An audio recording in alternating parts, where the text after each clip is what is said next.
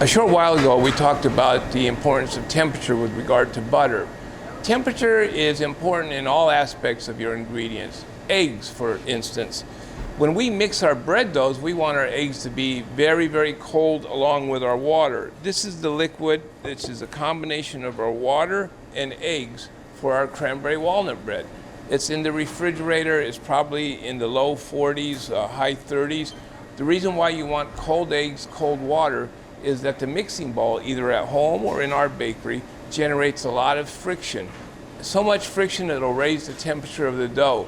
If that dough temperature gets upwards to 78, 80 degrees, it will be detrimental to the gluten development. On other occasions, when we're making cookies, for instance, back to the creaming method, just as the butter is room temperature, so should the eggs. That helps promote a more even mixing, and you don't have to mix it so much to get a smooth, homogeneous batter.